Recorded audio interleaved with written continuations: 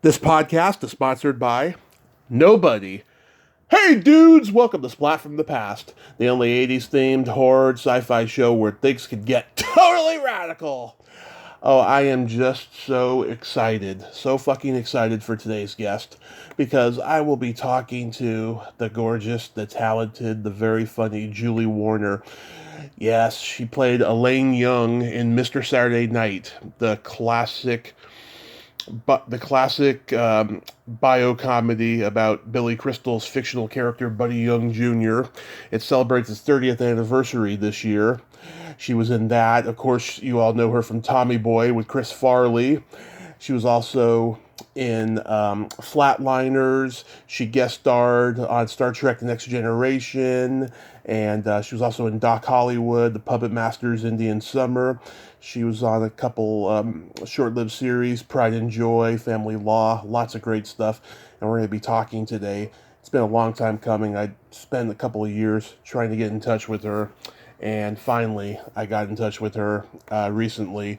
And it's going to be just magnificent. It's going to be a magnificent interview today. I cannot wait.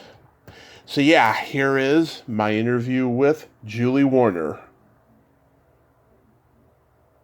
Hey Julie, welcome Hello? to the show. How are you today? Hey, Tommy. I am doing well. How are you? I am just spectacular. This is such a great honor. Thank you for taking the time today. Oh, thank you for having me. So, going back in time, I was reading that your dad was a musician and composer, your grandfather was a Hollywood composer. Before you started gravitating toward acting, were you musically inclined as well? That's a great question. My father was born with a musical gift. It's a gift.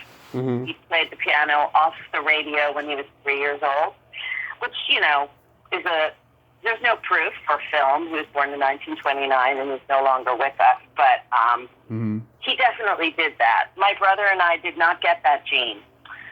We got a diluted version of that gene because my mother has no musical talent. So we have very musical brains, but we are not musicians.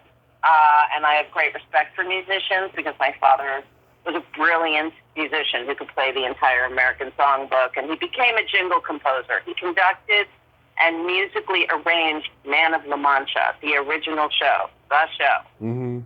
If you look under the overture for Man of La Mancha, the show, it says Neil Warner, and it's on YouTube Music, and that's it. My dad was a major dude, yeah.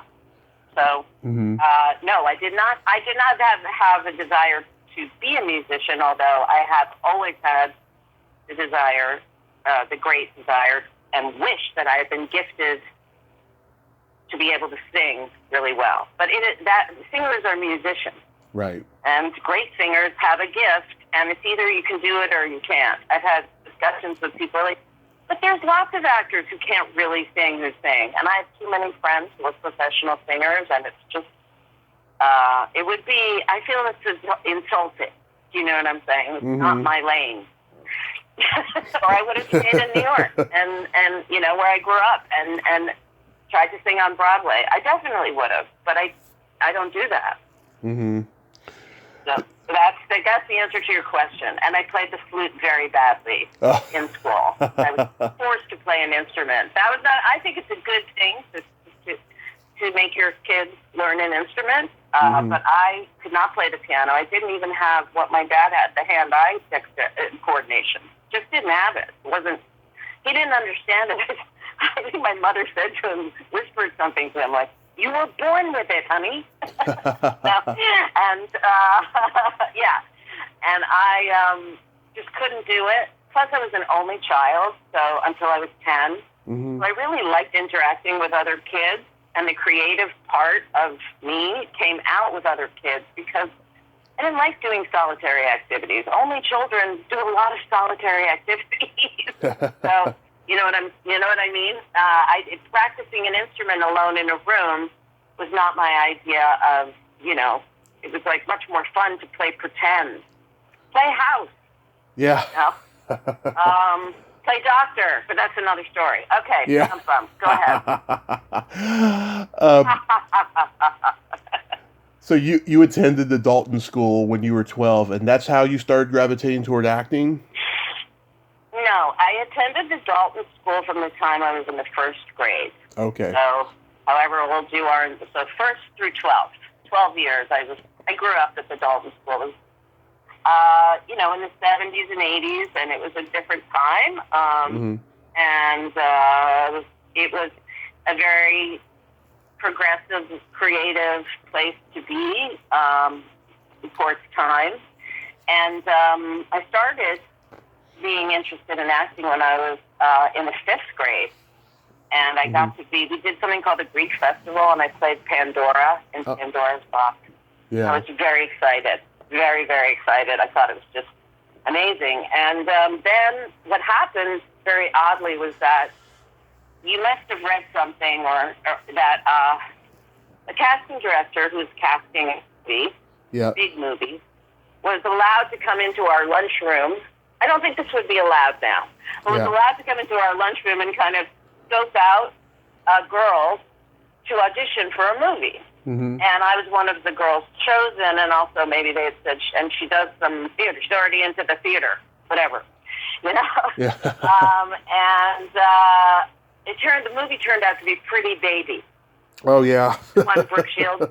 Yeah.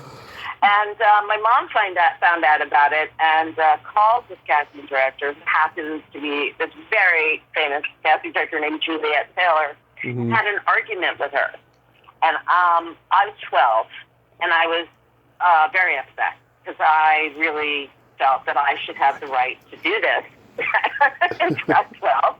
And my mom was kind of like, how dare you take my job? Anyway, what Juliet Taylor said to her was, Julie really likes doing this, and she's very good at it. And I had a screen test with the French director, late great Louis Malle. I did not understand or know what was really happening, but it was this kind little French man. I was just, there was this giant camera, and I'm like, okay. And Juliet Taylor would bring me in periodically. She made a deal with my mother. My mom was like, she is not dropping out of school. I mean, forget it. She's not going to be a child actor. No. Yeah. So that was my mom, and, I probably could have, maybe, it worked, but I'm given, I have some really well-adjusted friends who were child actors, and we all know the other story. So I think my mother was always acting from a place of caution. So there you go. Oh, that's good. That's really good. Answer? Yeah. According to IMDb, the first professional acting job you had was an episode of Guiding Light. Yes, that is true.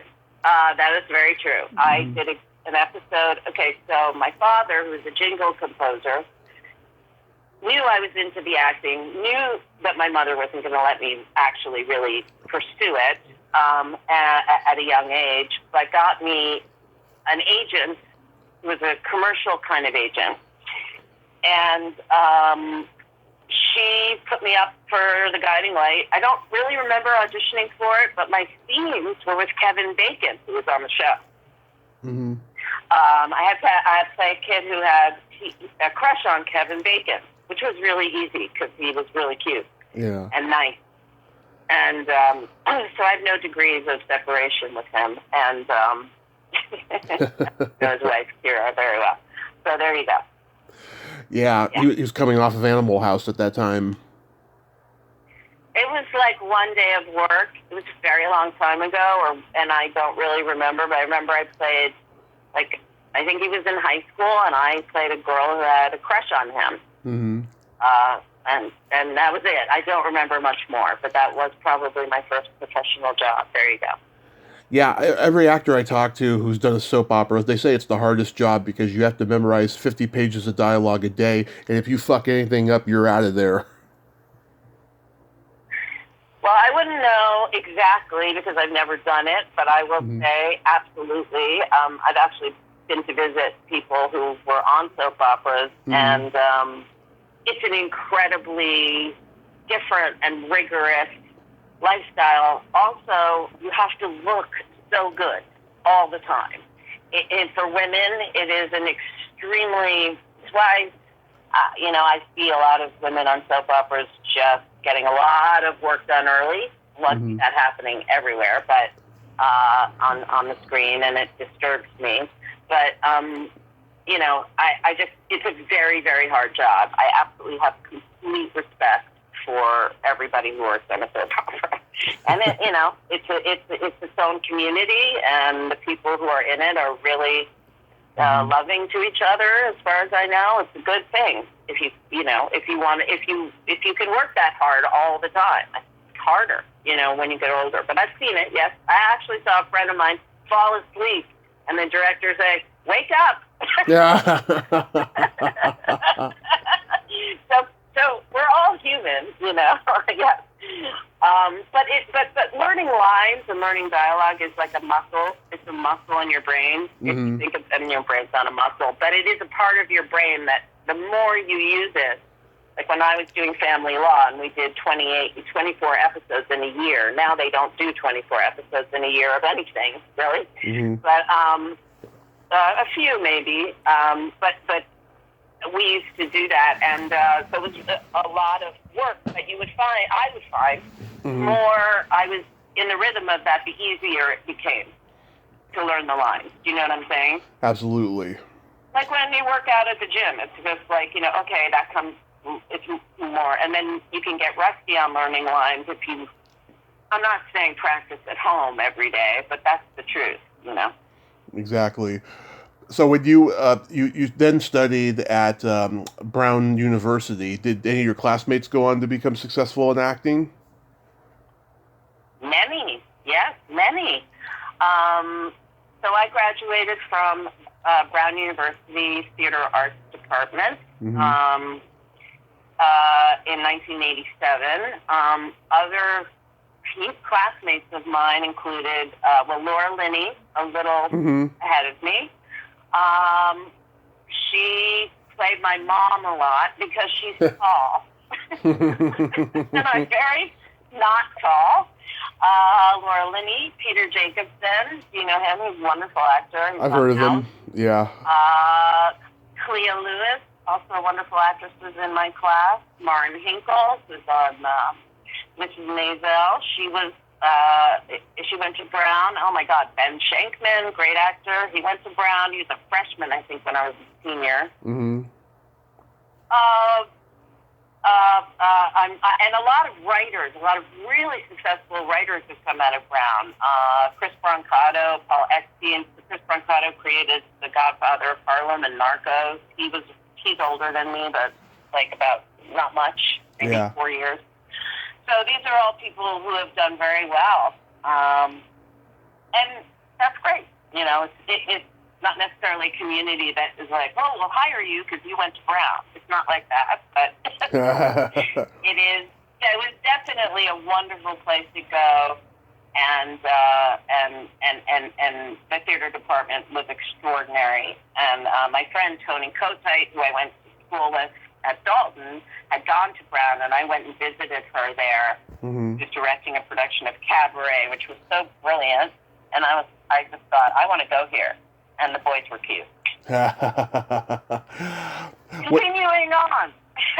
Yeah. And the girls too. The girls were very cute too. Continuing on. Well, it was college. Okay, I'll move on now. Or if you want to talk about college more, we can try. Sure. See what I can remember. What year did you move? What year did you move to LA? I moved to LA. I decided my senior year of college that since I could not sing or dance professionally, that acting was my thing. And I had a choice to go back to New York City, where I'd been born and bred, and move home. And I thought, because I was very, very brave and perhaps a bit foolhardy, I would come to LA, where I had never been. I'd never been to California. Mm-hmm. And I learned to drive my senior year of high school, because New York City kids don't necessarily need to drive. Yep.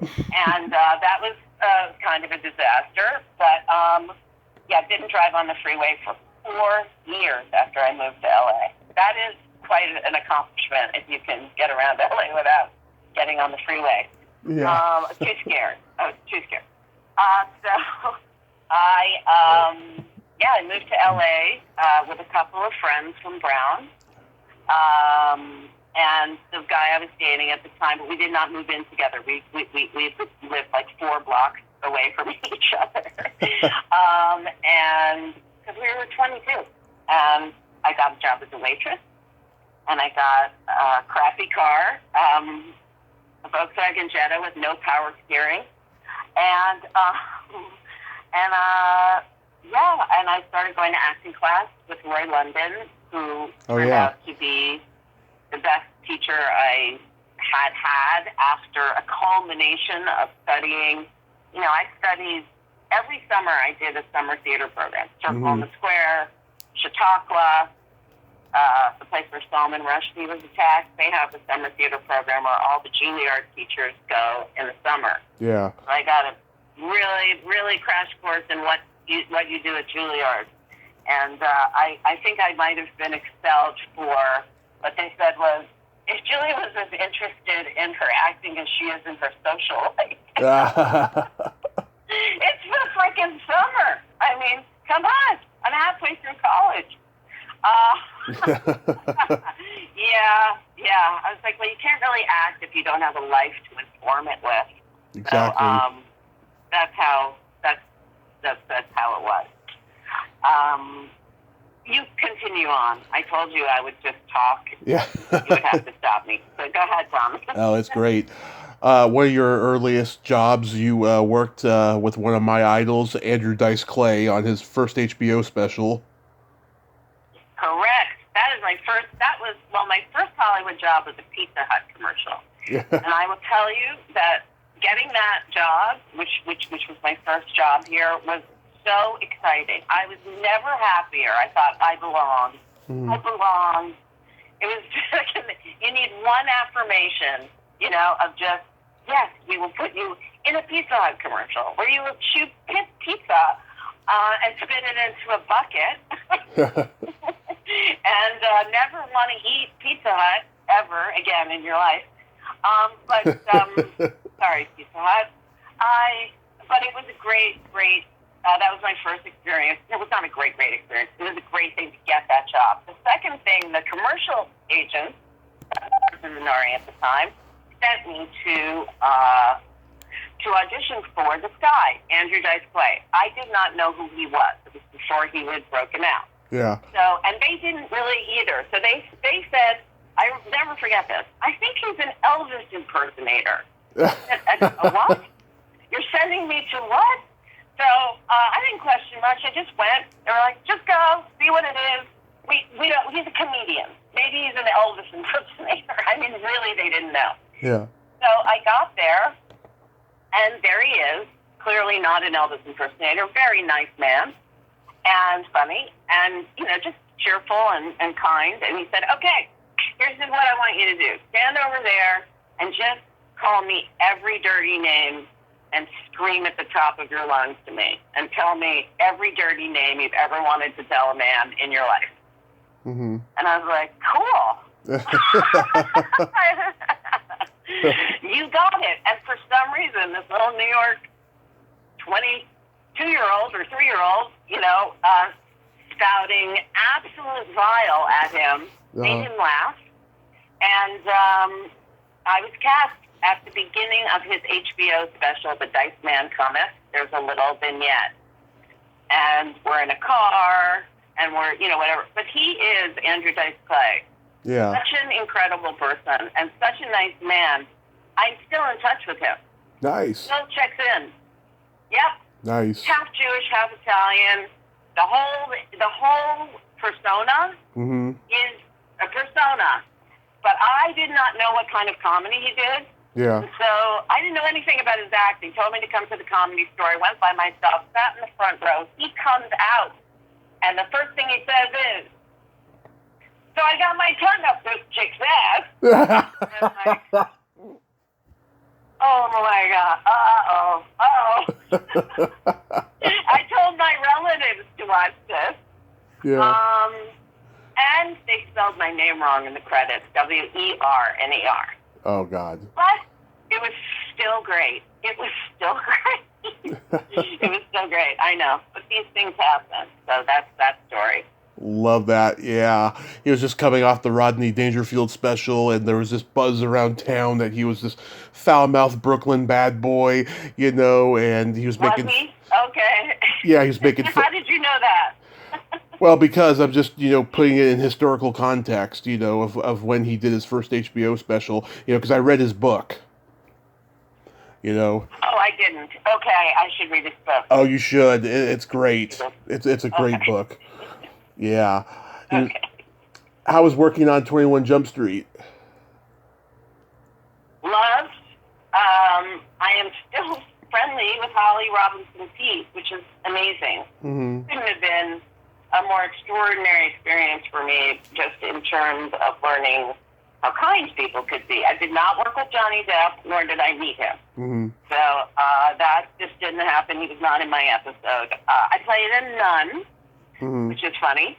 And I think and I remember the actor Chris Sarandon played a priest. I don't remember exactly the storyline, but it was Holly Robinson's storyline, and she took me under wing, and we just became fast friends. And introduced me to her mother, Dolores Robinson, who's like an icon of Hollywood. I don't even know what to say. The woman knows everybody. Yeah.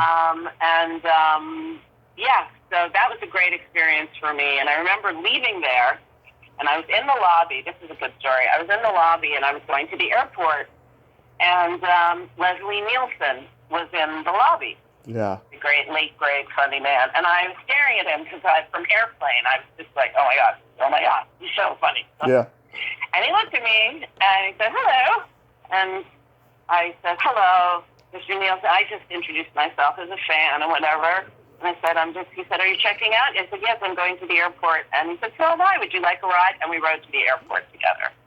And it was so lovely. And I don't remember much about it except thinking, this is cool. This is so cool. I'm talking to Leslie Nielsen. He was a very, very, very nice. So, yes, that happened. I just remembered that. There you go. Did Leslie have his whoopee cushion with him? Don't remember. No. Because everyone I talk to... actors in real life, they're just like regular people traveling. You know what I mean? They're like annoyed, they're stressed. We're talking before any pandemics or real airport security. It was still you want to ride to the airport? Okay. He was just an old man with a hearing aid. Yeah. And continuing on. Yes. Then you were on 2 episodes of Star Trek The Next Generation. I'm sure you get a lot of fans from that series. Absolutely. Those fans are forever. Yeah, that was a great experience, wonderful experience. The Next Generation. I played Sergeant Christy Henshaw, and my big moment was that I had this big kiss with LeVar Burton. Yeah. And, at the time, that was extremely racy. No pun intended. Mm-hmm. Jewish girl and a black man. No, they didn't say Jewish girl. A white person, and and he, always being very politically minded and very sweet, LeVar, very cool man. He said, come here. And he invited me into his trailer, which had crystals hanging from the ceiling. I was like, this man is groovy. And he said, let's make the kiss really good and long. And just freak them out. And I just said, yeah, okay. Not this man is, because there's nothing creepy about it. Yeah. He really wanted to make, sort of a statement, because I don't think they expected that. And so we did it. We did one take, and then the next thing we were like, okay, a little less. maybe. Maybe we accomplished, and he smiled at me, and he's wearing the visor. I'm making out with a man wearing a visor. Yeah. And, and makeup. Just, we're acting, but I'm like, we laughed because he said, well, that worked. And then I became very, very dear friends with Brent Steiner, who plays Ada. And we're still very dear friends to this day. And that is a lovely, beautiful thing. He's a Jewish man from Texas. That's who Data is. Yep. And, he's lovely, lovely, just incredible. The whole cast couldn't have been nicer, and I did it twice. And the sets for a Star Trek fan, the sets were extraordinary. Extraordinary. Like, for that time, and I bet the movie was even more amazing. The new movies, Yeah, okay. I haven't seen it. I'm a little bit of a Star Trek fan. Like, you haven't seen all the new movies? I haven't seen the newer ones, no. Oh, they're pretty good. What's his name? Name is escaping me now. Who plays Leonard Nimoy's character? He plays Spock. Brilliant actor. Okay. Okay, go on. Have you ever done a Star Trek convention? Not yet. But that is partially because of COVID. I do have a person who handles that stuff now, the convention stuff, a wonderful, lovely man. And his name is Alistair, and and basically the conventions have been really hurt by COVID, obviously. Obviously. And a lot because of some, like talent doesn't want to show up because they don't want to get sick either. So that's been a problem. But they are coming back, and apparently, according to Alistair, my 2 episodes of Star Trek, which I did not know, are 2 of the most highly watched and popular. Maybe because of the kids. Maybe because it was before Doc Hollywood, and you know what I mean? I was right before, and I don't know. But they're very, very popular. So I'm counting on this Star Trek convention, and I look forward to meeting all of those people because they're lovely. Yeah. Awesome. Then you get cast in Flatliners. How was that? Okay, so that's the funniest little story of my career. Okay, I just got a residual check for that for like $10. Nice. I am not in that movie. Oh. Not in that movie. But I was cast in the movie, and I shot a scene for it. Joel Schumacher directed it. Yeah. It's a scene on the staircase where Billy Baldwin's having like a nightmare, one of his moments or whatever, and he sees all his exes or all these women on a staircase. Yeah. And I was one of the girls on the staircase who said something to him. And I really don't remember. And then they had to reshoot it, but I was already working, so I was unavailable to reshoot it. But, so I'm not in whoever they used to reshoot it, I assume she was paid too, but I am the person credited for it. And I did the day of work, but I'm not in that movie. You will not find me in that movie. Nope. Yeah, it's been years since I've seen it, so I was like, wow, she was in that? I didn't even remember. So, yeah, I've heard that story a lot. I've heard that story a lot about people getting cut out and they're still credited. But I'm not cut out. They just reshot this one little scene, and I wasn't available. And I didn't expect.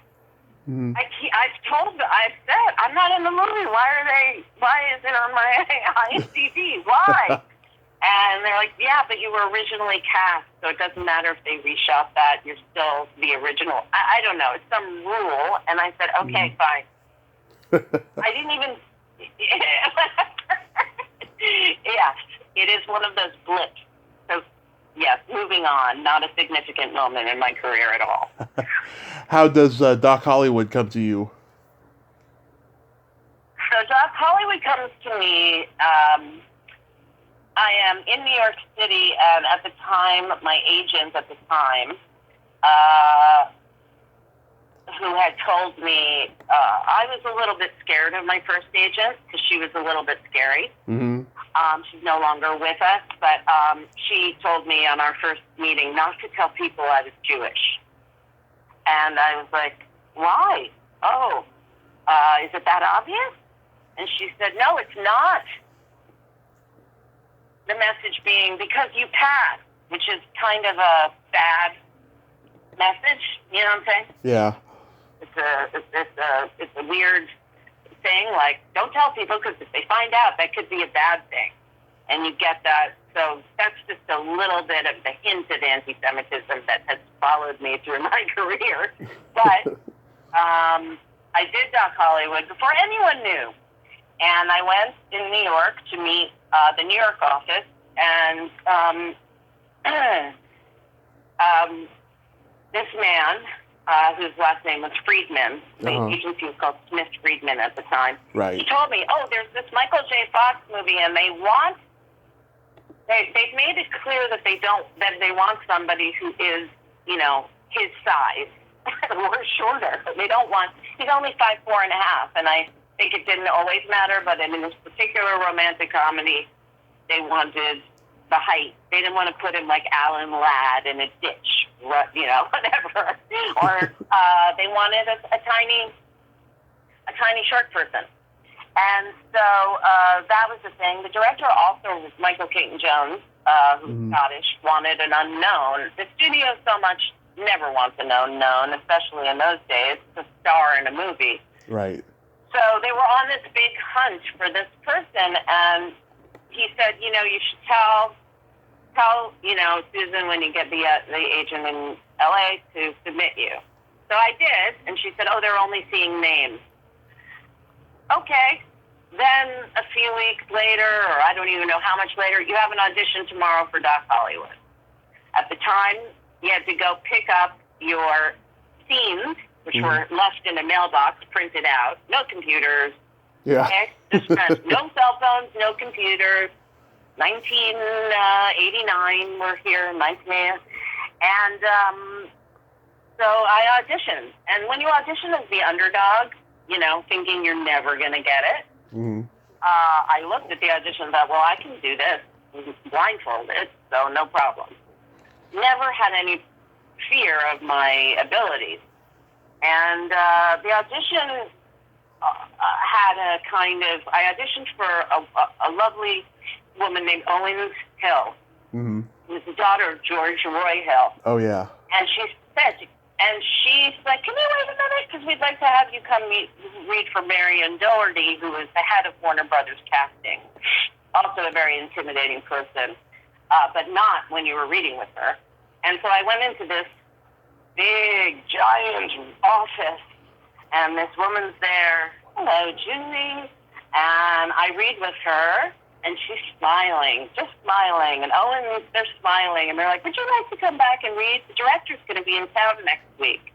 Okay, sure. So I leave, and I get home, and there's messages on my answering machine from my agent, who had the head of the agency, who had never personally called me. I was handled by, you know, saying, well, I heard you knocked it out of the park. It was kind of like, okay. But I still had no belief that this was ever going to happen. And then I did read for Michael Caton Jones. And I came in, I read 2 scenes, and he smiled, and I left. He said, that was great. And then I left. And I thought, okay, by the time I got home from the Warner Brothers to Hollywood, another series of messages on my machine from the director. You did great. You did great. They want you to come back for a meeting with the director in his office. So I'm sitting in the office with this director who's 32 years old. I mean, to be clear, I'm 20, you know, 4. And he's smoking a cigarette. He's like, do you smoke? Do you want a cigarette? And I was like, oh, okay, sure. Yeah. Well, totally freaking out. Like, why am I in this office? Yeah. Tell me a little bit about yourself, he says. Tell me a little bit about yourself. And I'm like, okay, from New York City. And then he's just smiling. And I said, why are you smiling? He says, well, I might as well tell you. I want you to do the part. Michael J. Fox will be here in about 15 minutes, and you're going to read through the whole script with him. And if he likes you, then we're going to do a screen test. And like a real old-fashioned screen test with Michael. If he likes you, let's take one step at a time. So I'm like, what? Yeah. And 15 minutes later, Michael J. Fox walks in. Couldn't have been nicer. I'm like, I think I was like, stay in your body, don't leave your body, stay, whatever I was doing to cope. And Kate Jones was incredibly empathic in terms of like keeping me chill and regular, not, I don't know, I just felt comfortable.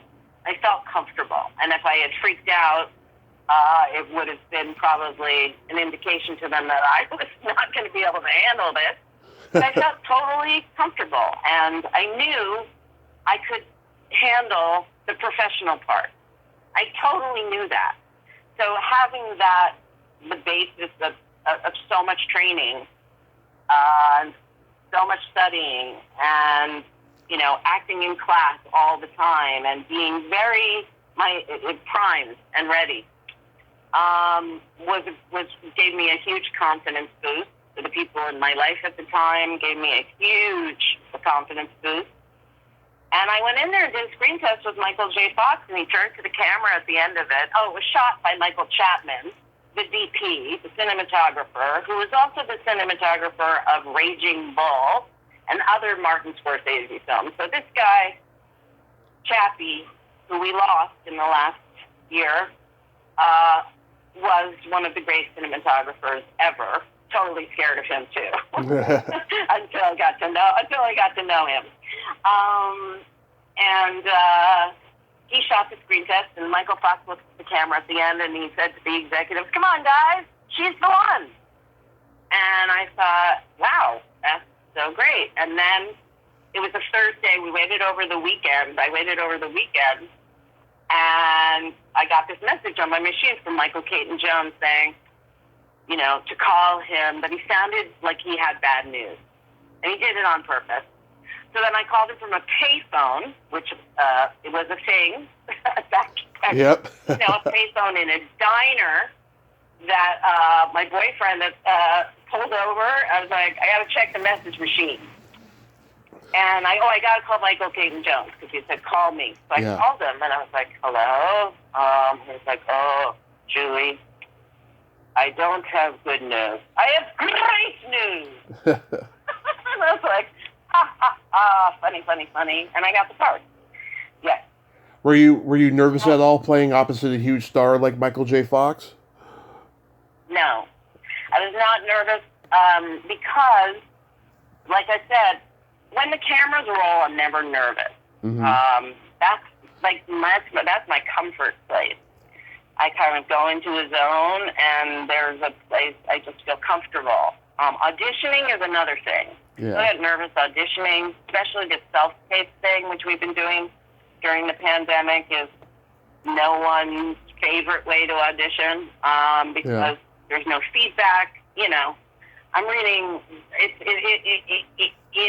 It's hard for me to do that, to do the self-tape thing. It's not hard for me to audition. I won most of the roles that I got by competing for them, and I'm not competitive. I would just come in and do my thing. I never feel that actresses should be competitive with each other because none of us look the same. So if they want me, then they don't want the tall redhead. You know what I mean? That's a physical thing, and it's not about who acted better. It's just about what they see or what they want. And but other actresses do treat me sometimes, and I've always been sad about that, as competition. And I don't like that part of it for women. I don't like that it brings that out in us, because I don't think we're natural enemies. Yeah. You have the best line. There's a lot of jealousy, yeah. Yeah. You have the best line in the movie. That's from me. Yeah. When you say, you can't poop in this town without anybody knowing what color it is. Yes. It's a great line. Poop in this town without everyone knows what color it is. That is a great line. And that's true in a small town, you know. I mean, it was a made-up, fictional small town, Brady. Mm-hmm. That was not a real place. It was shot in Micanopy, which is a real place in Florida, near Gainesville. Mm-hmm. Yeah, I love that line. I love the character. I mean, what's so interesting is it was my first movie, and I thought, I'm going to get to play lots of amazing characters like this. But that character, Lou, was incredibly well written. She had a backstory. She had a daughter. Mm-hmm. I had a little child. I mean, I was 25 years old. Like, well, what happened to me that I have now? Okay. But, you know, to this woman who was coming from a small town and ran off with her boyfriend who became a dancer, you know, and so she has custody of the daughter, and she's studying to be a lawyer. I mean, she's very brave and, you know, tough. And I think the tough but vulnerable in the cute little package of what I was at 24, you know, was what I offered, you know, and my sparkling talent. Okay. How do you then get cast in Mr. Saturday Night? Yes, that's Mr. Saturday Night. We're celebrating the 30th anniversary. I cannot believe that of this movie. But then I did the math, and I was like, yeah. It has been that long. What happened with that is a great story, too. So when this happens to you, you've done a movie called Doc Hollywood, and your name is going to be above the title. Michael J. Fox, Julie Warner, and it's going to be Doc Hollywood, which I was like, okay. People know about it and start to hear about it, right? Yeah. And whatever. And you start auditioning for a much higher level movie. So I'm in a room suddenly reading with Tom Cruise for Rob Reiner for A Few Good Men. Oh, wow. And,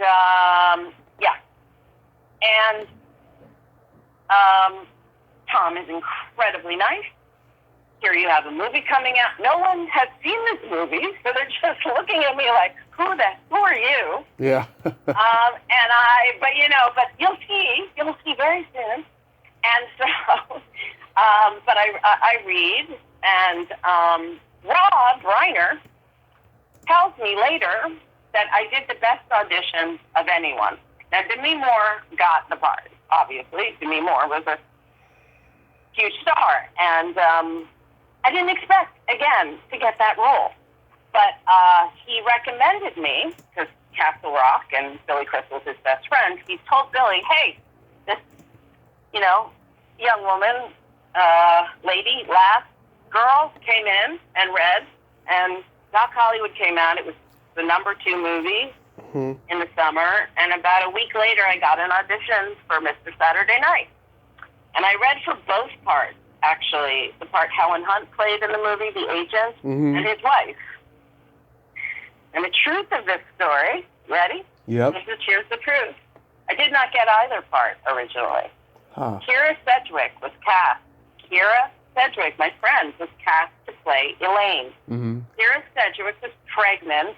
I want to believe it was little Sosie Bacon, now a wonderful actress. And she did not want the old age makeup required a lot of chemicals, lots of very toxic chemicals at the time, appliance makeup. Mm-hmm. And it took like 3 to 4 hours to apply. It was made out of dental mold material.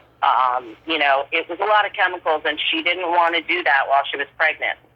Mm-hmm. And so she didn't do it, and I was the next choice. Wow. I got the part. Now, Billy was always very sweet and said it worked out the right way anyway, and he said, and I was never like, I'm second choice. I didn't feel that way.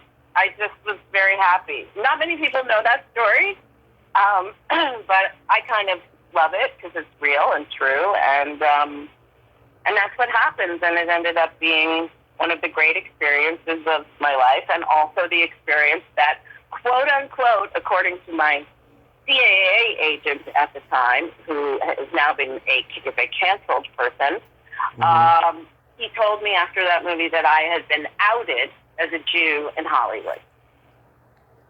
I said, what does that mean? Mm-hmm. He said, just fewer jobs.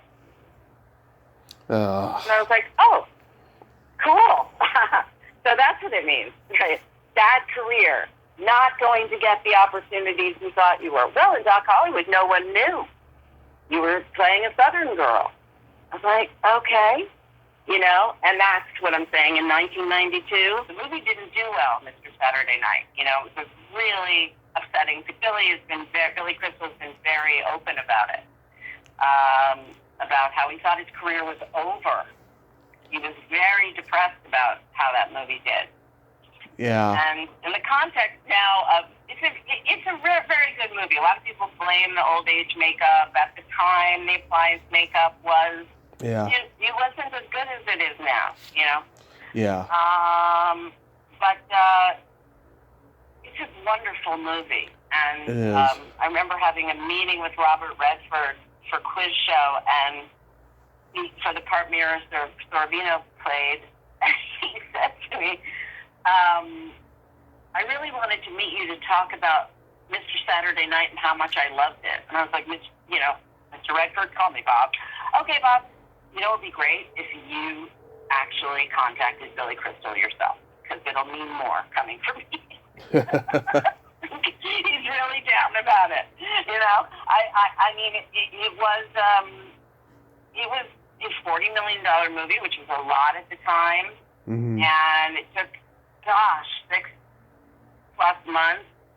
We had an incredible group of artists trying to make that movie. I mean, another great DP, great costume designer. I mean, if you watch the movie, the production is impeccable. It is. And, you know, anyway, you're a fan of the movie, so, and I know you interviewed the late, great Mary Mara. Yeah. Which that broke my heart.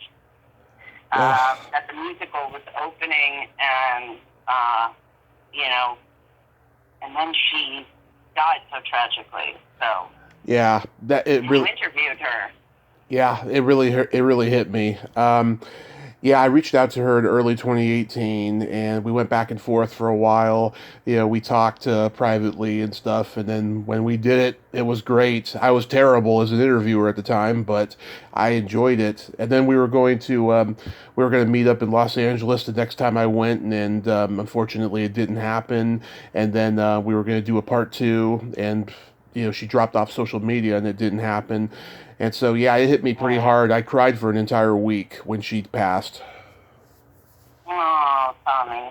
Yeah, I know. That was really quite an interview. She,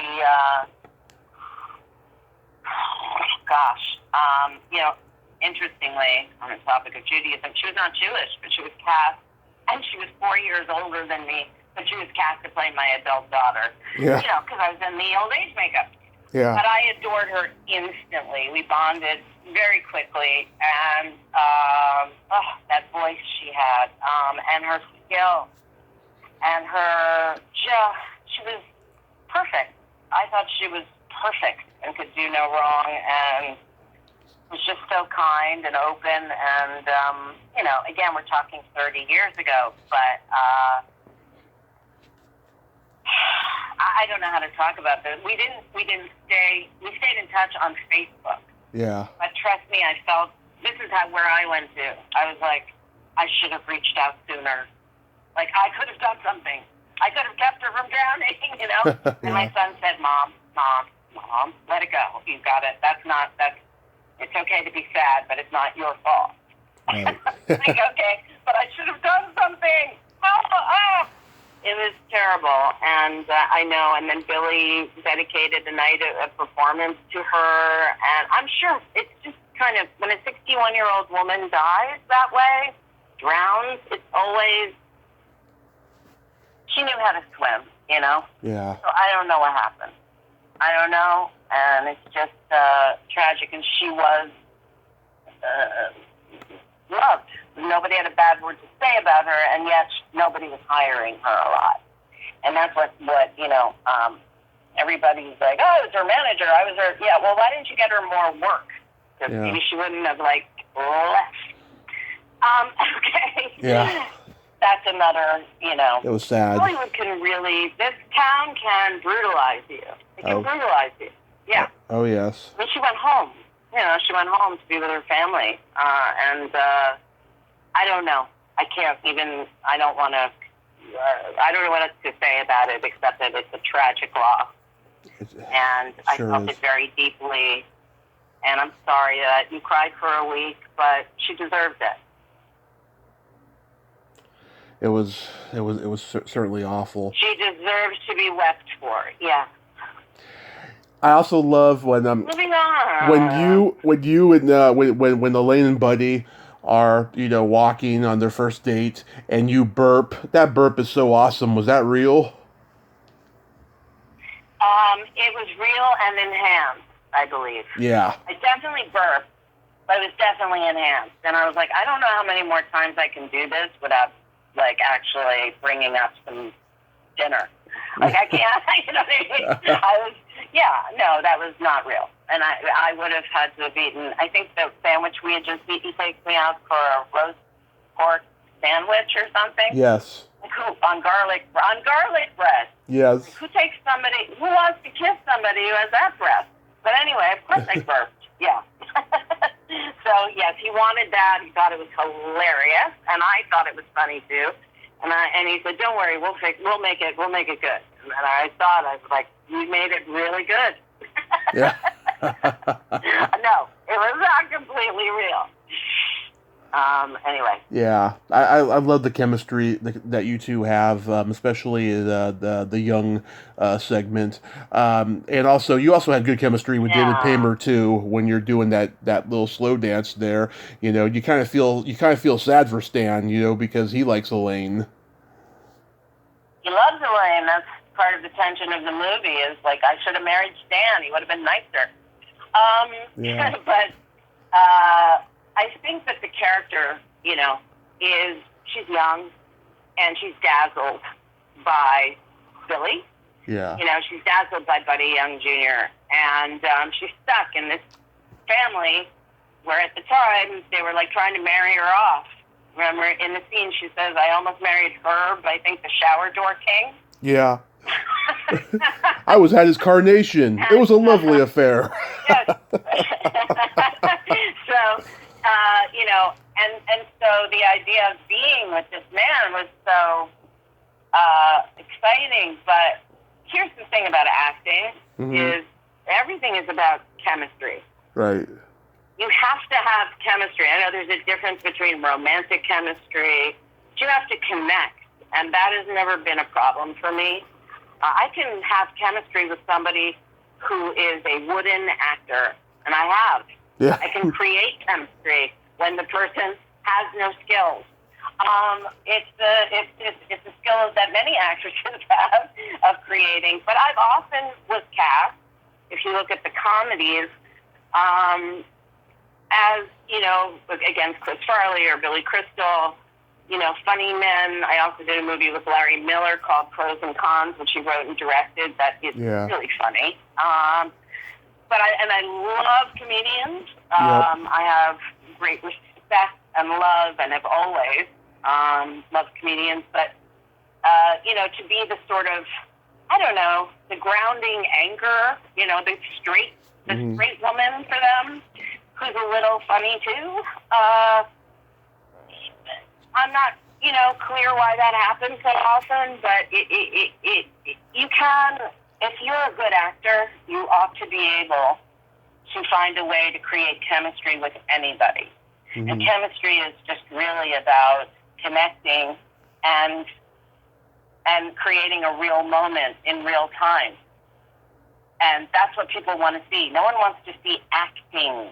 They want to feel like they're watching real people. In fact, when I go back and I don't watch myself, it makes me cringe. But when I do go back and look at that, I think, maybe I was overacting a bit. Maybe a little too excited to meet him.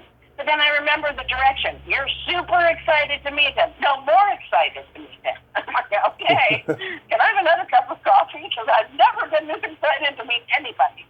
But, you know, there's parts here where I see, okay, I was an ingenue. I was an ingenue, which means young, pretty girl. Yeah. And, you know, that is a construct that has been, you know, created over the history of Hollywood, and you know how ingenues, whatever the parts, and you know that particular woman, Elaine, was based on very much on the wives of men like Alan King, great comedians, and they're incredibly well preserved, stylish wives who stood by them and helped them and propped them up. And that was a huge, you know, there are a lot of comedians, particularly from that generation, who had, you know, a very, very strong partner on their side. Because comedians can be complicated, Tommy. Absolutely. I know. I did stand up for 10 years. Oh, you did? Oh, yeah. Comedians, as you know, can be complicated and have a dark... I'm not married to one. I'm not saying I wouldn't be, but, you know, yes, they tend to be complicated people, and that's fine with me. I love complicated people. As long as you're not mean or abusive, I'm okay with complicated, especially if you're smart and talented and funny. So. Yeah. How was making Indian Summer? That was an exhausting but wonderful experience. I mean, I did go through this period of time where I was doing one movie after the next in my 20s, and which was both great and had a lot of psychological negative effects in that I never had time to process anything, the experiences that were happening, and I was quite young. And so, you know, from my perspective now, I was kind of like on a runaway train. You know, it's like you just keep saying yes, keep saying okay, and try to make good decisions and hope that the people who were representing you are making good decisions, which is not always the case. They don't always have your best, you know, at least back then. I have realized over the years that agents and managers and that whole side of the business is a side of the business. And they are people in the business. And while their job should be always, and I feel like if I were an agent or a manager, I would really take care of my client. Yeah. You know, and that, because I think that kind of covers a lot of things, like help them when they're struggling, all that kind of thing. Not just in their careers, but I see the actors who have thrived, and it's not, or even talent that thrive. They're people who manage them, or they stand by them through a lifetime, you know. And yeah. I always wished I found that. I didn't, and so I have new managers now who are very young. I've decided to take a chance on the youth because I have great belief in them, partly because I have a 25-year-old son and he's spectacular, and I really like his generation. I don't feel that they're cynical. I feel that they get it, and they don't have the same kinds of, I'm not speaking for the entire Gen Z, but Gen Z seems to have this kind of tolerance, lack of bigotry, open, you know. Yeah. Young women seem empowered. Just from what I'm seeing in my corner of the world here. So I like to see that. And I enjoy, at this point in my life and in my career, empowering other actresses, young women in particular. I wish there had been someone like me to talk to say, don't make a decision like this. Don't make a life-altering decision when you're in the middle of trying to, you know, juggle your very fast-moving career. But so Indian Summer was a wonderful experience. First of all, Alan Arkin was in it. Alan Arkin, I could do an entire podcast on how much I love this man. And it was Camp Tamaqua, which Mike Binder and Sam Raimi had attended. It's a camp in northern Canada. It's in northern Algonquin State Park, north of Ontario, a 6-hour drive to Toronto. And we were there for about 4 months. And it was a 45-minute drive from where we were staying on this golf and tennis resort. We each had our own, I guess you would call them apartments. Yeah. And then we would drive 45 minutes and then take a rowboat to the camp every day. Because we didn't know, well, the whole cast had to go because we didn't know what we were shooting. It was based on the weather. So it was very, very tiring, but what's so great about the cast, I became very, very tight with Diane Lane and Elizabeth Perkins, still very close to Miss Perkins, who I call Turkey. I mean, she's just the greatest. and when people say, who's the smartest woman you ever worked with? Kimberly Williams Paisley. Because, she married very, very well. Lovely, incredible girl, and still, I think at Northwestern when she did the movie, Matt Craven, Vinnie Sano, Kevin Pollak, and then late Bill Paxton, who we all had a crush on. Yeah. But was already, but there was no funny business. That's what I loved about that whole experience. We were all on location, and there was no funny business.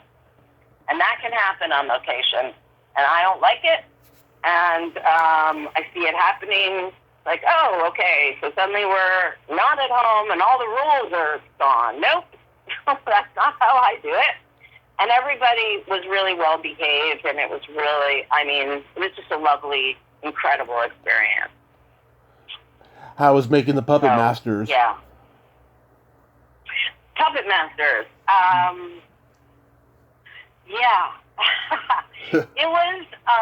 It was fun because, well, first of all, what story shall I tell? I won that role. It was between me and Juliana Margulies. Juliana Margulies that year did a pilot called ER. I did the Puppet Masters. So I got the movie. She got, I would say, a really, really very, very long, lucrative job that set her up for a great career. But the Puppet Masters was something I got more and more into as I did it, because I wasn't naturally a sci-fi fan. I'd read Ray Bradbury. I'd never read Robert Heinlein's The Puppet Masters. When I did, I'm like, wait, this is Invasion of the Body Snatchers. They stole this idea from this guy. And Donald Sutherland was going to be in it, so he was one of my idols and heroes, and I thought, okay. David Goyer wrote the script, an early David Goyer script. Stuart Orme, lovely Englishman, British man was the director. I don't know if he's English or British, but yeah. It was an Eric Saul. Eric Saul. Yep. Incredibly handsome, very, very, very, very handsome man. You may remember him as playing the Hasidic Jew in the movie with Melanie Griffith. Oh yeah. She played. And she infiltrates. Yeah. Yeah. Okay. and Belzer is in it too. That's right. Oh, Belzer. Okay, here's the great thing. Thank you for reminding me. The great thing about the Puppet Masters was the supporting cast. Yeah. Bill Patton.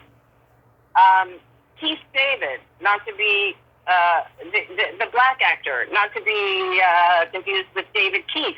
I've met Keith. He's a good guy. The best.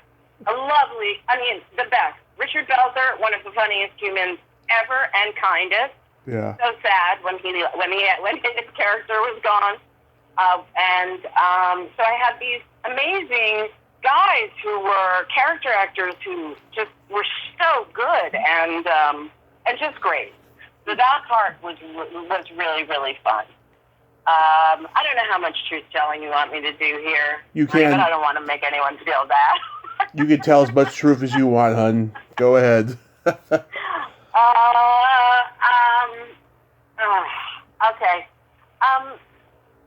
Let's just say that that this is one of the situations where, like, I had to do a lot of work on creating that chemistry, even though I really liked Eric quite a bit as a human being. He's an incredibly kind, sweet, lovely man, who had a little bit of a crush on me. I had just started dating the man that would become my husband and the father of my child, who was super jealous of Eric when he came to visit, because he's so damn handsome. But I was like, yeah, don't be. And I couldn't quite explain why, and I'm not going to say it. I just can't say it. It's just not, you know. Mm-hmm. Let's just say it was a difficult. He did the best he could, and I think he did a fine job. But it was not like, you know, playing tennis with Roger Federer. Yeah. Okay. And Donald is kind of went into an autopilot place when he was playing the character. Because I think I like him when he's playing funny people. Also, he was a much darker human being than I expected him to be. Mm-hmm. He had lightness, too. Oh, gosh, Tommy, I don't want to go here. Okay, you don't have to. Yeah. Okay. Yeah. Who's worked with Donald Sutherland kind of, I think, knows that he's 6 foot, I don't know, 6? Yeah. And he's very... intimidating. The first thing he said to me when I met him, okay, I'll tell you one story, and then we're leaving it. Okay. I walk into a room, we're going to read through the script. The director, all men. These giant men, okay? Because Eric's tall, too. Okay, they put me in special shoes with lifts in them. Because I am, like, barely 5'2".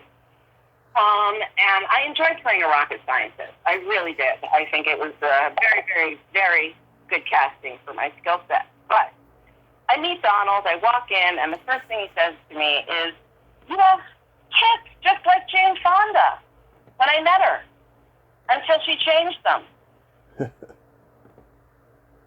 Okay? That's all he said? So I have you. That was the first thing he said. And then there was a kind of uncomfortable moment, and I said, Changeman, and he said, yes, I saw her at this event, and I said, what did you do to your tits? And she was angry at me. Like, imagine that. She was angry. She's probably standing with her ex-husband, Ted Turner, and just like, you know, what are you talking about, and why are you saying that to me? So that was an instant moment of, maybe it's going to be different than I thought it was going to be. We had some wonderful moments, but he was not the guy I thought he was going to be. There we go. Moving on. I'm sorry about that. Thank you, Tommy. Thank you.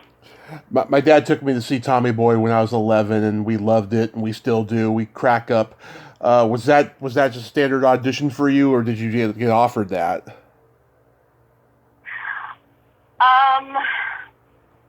That's a good question too. So I think that I had a meeting because one of the things about Tommy Boy was that it was written by some Saturday Night Live writers, and they're very used to writing things off on the cuff. So not sure how much of a script. There was a script. The part of Michelle Brock, the prettiest girl in Sandusky, Ohio, or wherever. So here's what actually happened. It's a little bit of a Julie story, too. The director of that, Siegel, I forgot his first name, right? Peter Siegel. Peter Siegel, right. It was his first, right. He couldn't have been one of the menchiest, nicest guy. All those people were so nice. Mm-hmm. So So I went for this meeting with my hair as it naturally is curly. They wanted to see me again, with my hair straight to see if I could look more like I'm from the Midwest. Mm-hmm. Because no one in the Midwest has curly hair, apparently. And I just knew that was code for Jew. Just code for Jew. To come in looking as joyous, as much like a middle American. So I grew my hair. I thought, seriously? Yeah. You can't imagine it? So I got a professional hair blow dry, and I went in with my hair straight, and I got the part. I don't know if I read any dialogue. So I guess that's as close as I came to getting offered a part. And then I got a lot of apologies from Peter Siegel about it. And I was like, I knew it was a Jewish thing. I mean, it's like, yeah, I don't want to talk about it. So the Jewish man, right, married to a female dentist. So I was like, okay, you get it. But I knew it. I knew that's what it was about. And he's like, yeah, we're not talking about that. Because, again, that was 1993. And, again, nobody's talking about anti-Semitism, really. No, we're not talking about it. Yeah. So it just, it is what it is. I'm just hoping to pass. I just Going on, Tommy. I just love that. I love that boat scene when you yell at the kids. It is fucking hilarious. I love how you just go. Thank you. Yeah, you just go from being mean to going back to being cute and innocent again. I just love it. That is skill. Those are my skills, Tommy. No, the great thing. Let me tell you about Chris Farley. Okay. First of all, I was like, guys, you want my hair straight? You're so into my hair straight. You put me on a boat in the middle of a lake in Toronto. Mm-hmm. I promise you that the moisture in the air will not help. And so there was a follow boat, a follow boat with the hairdresser, like with her electric, and I'm like, forget it. Because you can see, and in my hair, and I've seen, it's just fighting. It's fighting to be curly. But I love that scene because when we sat in the boat, it was really, I was like, how is it gonna tip that way? Just wait till Chris gets in the boat. And he gets in the boat, and it really was that way. So, and he was very self-deprecating, and we spent so much time together. He could not have been nicer. Yeah. He was actually as complicated and as tragic and as, I could talk about that for an hour. And I'm actually, there's a book called The Chris Farley Show, written by Justin Tanner and one of his brothers. And I'm interviewed in it. And there's a whole chapter on Tommy Boy where about Chris. And, how he really was very insecure about his acting, but he wanted to be a good actor. Yeah. And he kept asking me about that. And, he's like, I want to get better. And I'm like, you're so gifted. You don't understand how gifted you are. He didn't get how good he was. And I'm not just talking about the funny. He connected. He was easy to have chemistry with. And I had to kiss him in the movie. And he apologized to me, which killed me. Mm-hmm. Killed me. So I made sure to give him a real good kiss. And I thought he was sober during the movie, and that was something his mother told me. I got to know her a little bit, know his brothers. I was there when they posthumously gave him his Hollywood star on the Walk of Fame with fattest bunch of comedians, Chris Rock, Adam Sandler, David Spade. You've never seen, I'm standing there awkwardly with these men to, honor Chris. And, boy, were they not happy. Yeah. They loved him. They worshipped him. They really did. And for good reason. He was enormously gifted. He had an incredibly generous personality. Like, he just wanted to make people laugh and make people happy. He also really abused his body. I mean, not just the drugs, it was like cigarettes. He was constantly, he had compulsive, cigarettes and coffee, and he had an espresso machine that followed him around, and he would do shots of espresso. Yeah. He always wanted to be up. And he said, people only like me because I'm like the fat guy who falls down. I said, that is not true. That is absolutely not true. So we spent time in the boat in between takes talking about acting, and then, I did my big, what I considered to be sort of like the most fun moment in the movie for me, because I got to yell at those kids and actually show what I can do. Yeah. And he loved it. He loved it. And, he was like, you're so good. Ah! And it made me feel so great. And so he was very, very, because we were out in the middle of a lake, and they're yelling like, action! Yeah. And it was pretty crazy, but it was such a great moment for me because I felt like I made him laugh. He laughed. He thought it was hilarious. And to make a funny person genuinely laugh is really an extraordinary affirmation for me. So he was wonderful. And David Spade was great, and I've known him from acting class. So, yeah, I knew him from a long time before.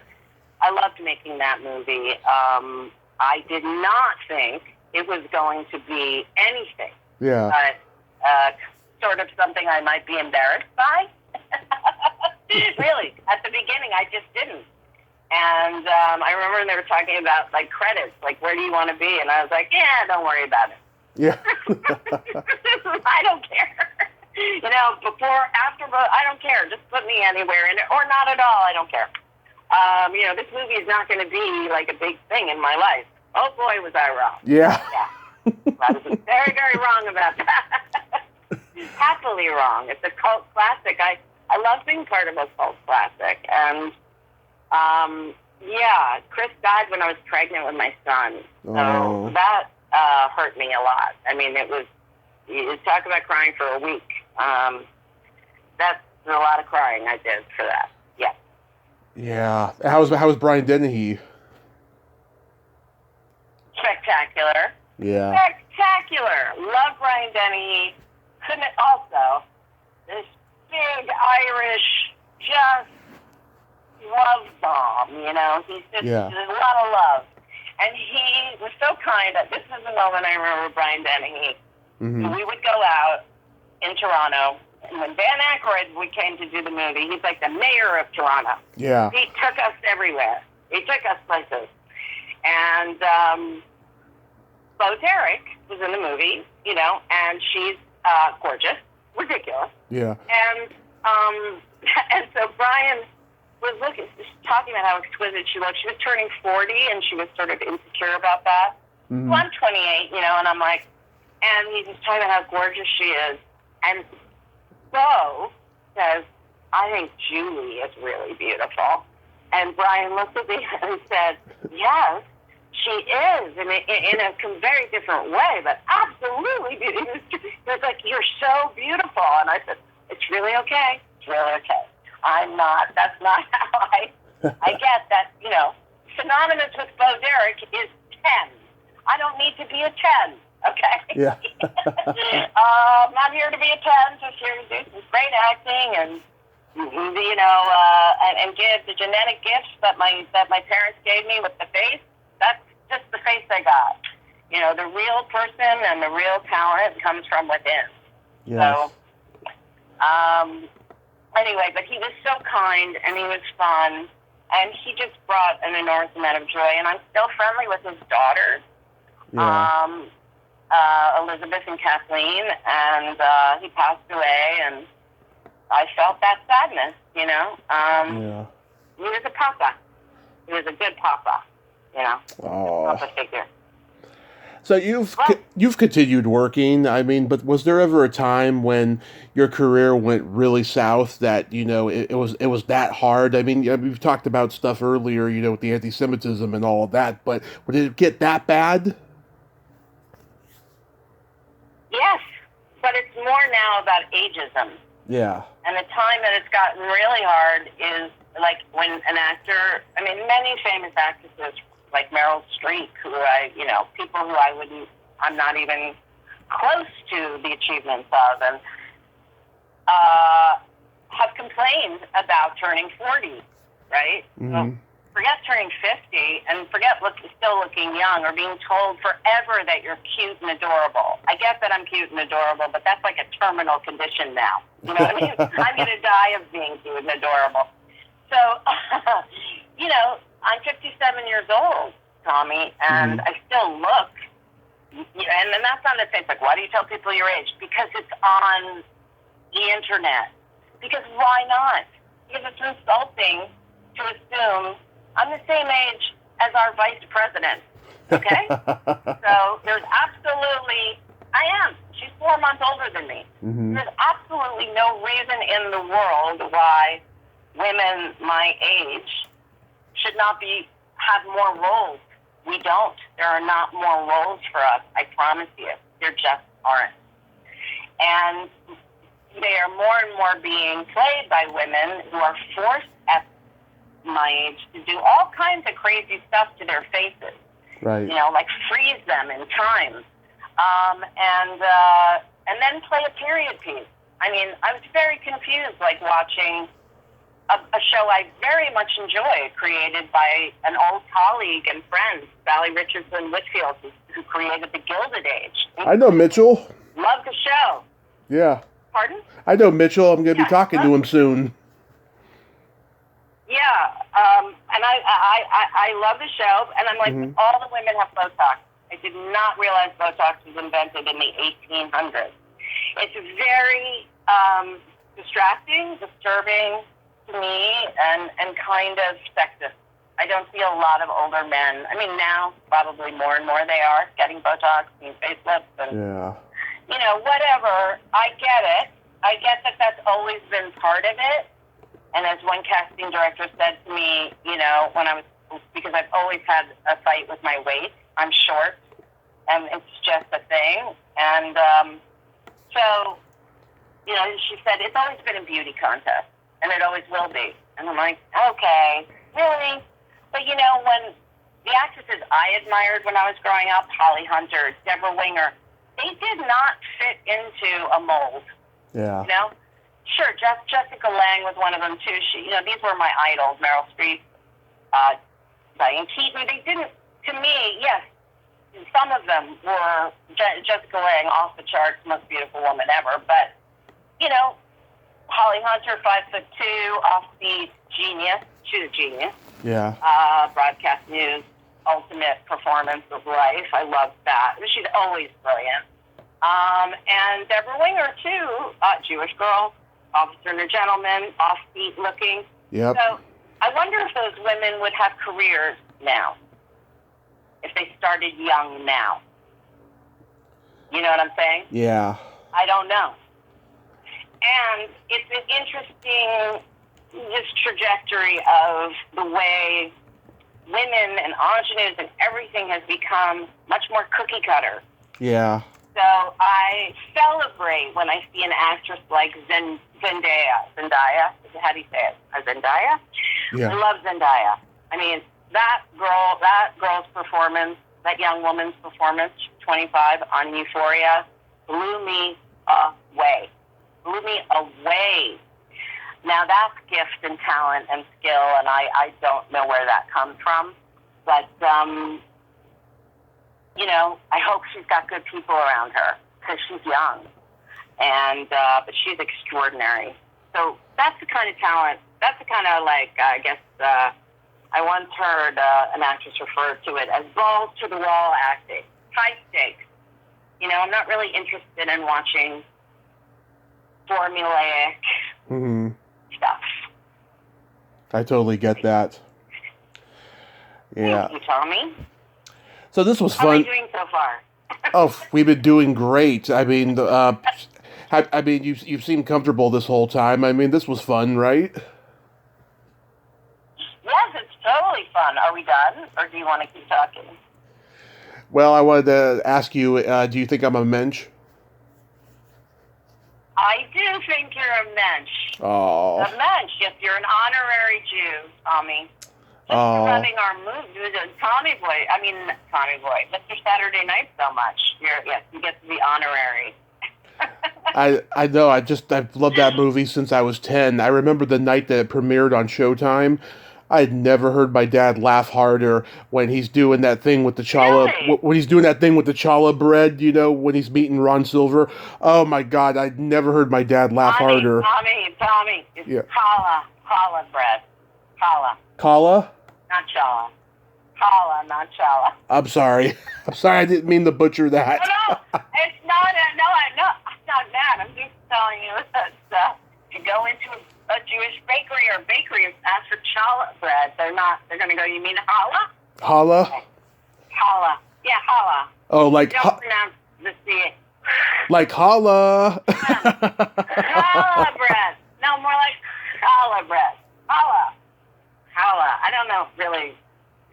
Ask another Jew. I can't.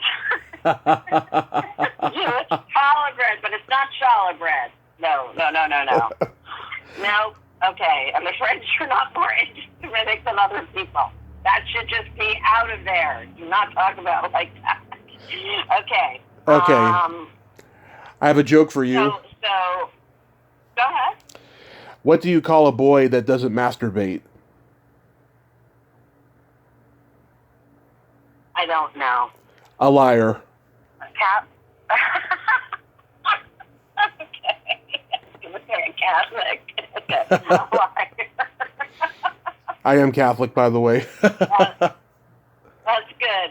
It's funny, you know, that's one thing. I do have a son, and that's one thing that we do not provide guilt about. Jewish men don't feel guilty about that, I can guarantee you. Moving on. That's good. That's a particularly Catholic thing. I have dated Catholic men. I'm like, really? Okay. That seems like extra harsh punishment on yourself for no reason. Julie, this has been a tremendous honor. Thank you for coming on today and sharing these great stories. And, you're still adorable. I didn't want to bring this up before, but I had a huge crush on you growing up. Oh, thank you, Tommy. It's okay. Thank you. And I accept adorable. I accept it. I'm resigned to it. Thank you so much. And it was a pleasure.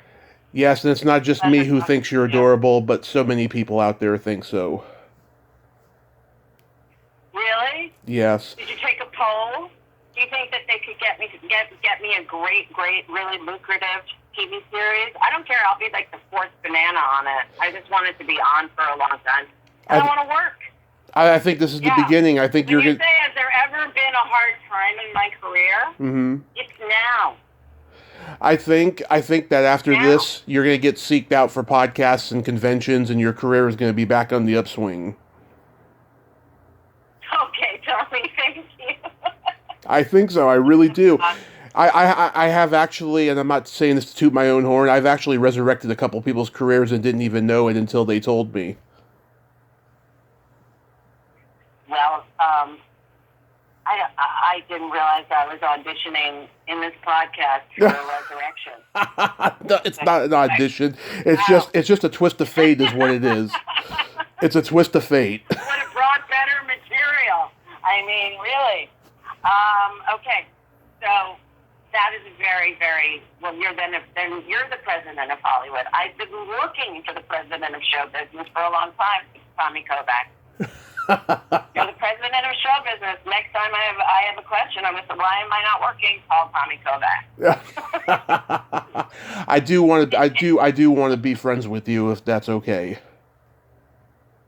Of course it is. Of course it is.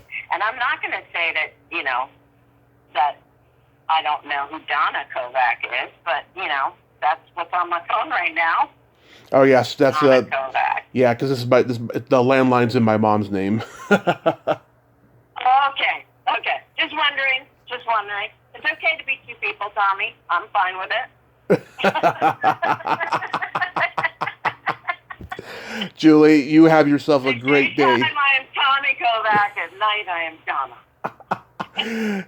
Julie, you have a great day and be safe out there. You too, sweetie. Okay. Thank you. Bye-bye. Bye-bye. Take care. Take care. Well, there you have it. Julie Warner. Ain't she a sweetheart? Oh my God, she is intense and she is a force of nature, and I enjoyed talking to her today. She is just so friggin' awesome. And yes, I just thought she was so adorable when I was a kid. She still is. Well, until next time, this is Tommy Throwback Kovac saying there's no shame in living in the past because the present sucks. Later, dudes.